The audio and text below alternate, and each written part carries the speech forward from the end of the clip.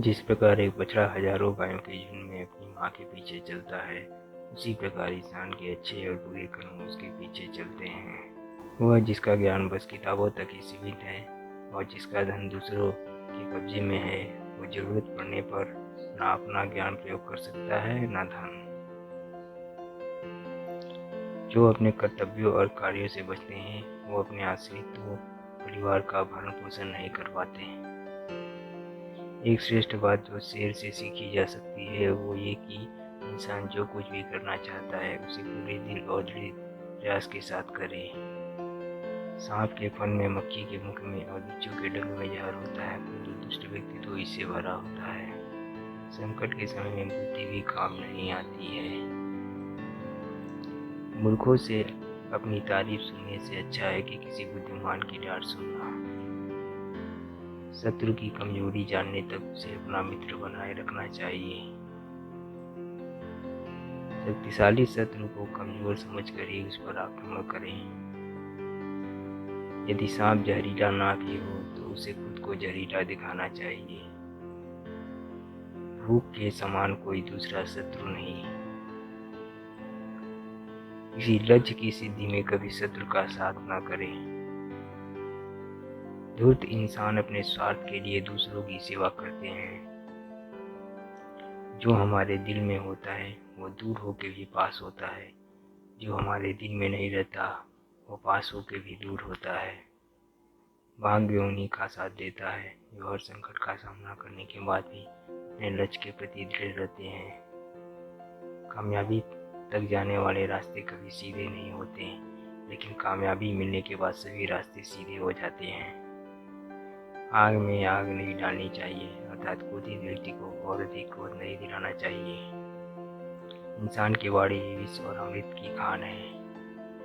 कार्य की सिद्धि के लिए सज्जनता नहीं बरतनी चाहिए। शिक्षा इंसान की सबसे अच्छी दोस्त होती है। एक शिक्षित इंसान हर जगह सम्मान पाता है और शिक्षा सुंदरता को पराजय कर देती है। सेवक को तब परखे जब वह काम न कर रहा हो, रिश्तेदार को किसी कठिनाई में, मित्र को संकट में और पत्नी को घोर विपत्ति में। जीवन में यदि कामयाब होना है तो बहरे हो जाइए, क्योंकि ज्यादातर लोगों की बातें मनोबल गिराने वाली होती हैं। दूध के लिए हथनी को पालने की जरूरत नहीं होती, अर्थात आवश्यकता के अनुसार ही हमें साधन जुटाने चाहिए। जिस प्रकार एक बछड़ा हजारों गायों के झुंड में अपनी माँ के पीछे पीछे चलता है, उसी प्रकार इंसान के अच्छे और बुरे कर्म उसके पीछे पीछे चलते हैं। दुष्टों और कांटों से बचने के सिर्फ दो ही उपाय हैं, या तो उसे जूते से कुचल डालें या उससे दूर रहें। आलसी इंसान का न तो कोई वर्तमान होता है और न ही कोई भविष्य होता है। बहुत से गुण होने के बावजूद भी इंसान में सिर्फ एक दोस्त सब कुछ नष्ट कर सकता है। दौलत, दोस्ती, पत्नी और राज्य को हम दोबारा हासिल कर सकते हैं, लेकिन इस शरीर को हम दोबारा हासिल नहीं कर सकते हैं। इस बात को व्यक्त मत होने दीजिए कि आपने क्या करने का सोचा है। बुद्धिमानी से इसे रहस्य बनाए रखिए और अपने इस काम को करने के लिए दृढ़ रहिए। संतुलित दिमाग जैसी कोई सादगी नहीं है, संतोष जैसा कोई सुख नहीं है, लोभ जैसी कोई बीमारी नहीं है और दया जैसा कोई पुण्य नहीं है। बिना विचार किए कार्य करने वाले इंसान को लक्ष्मी त्याग देती है।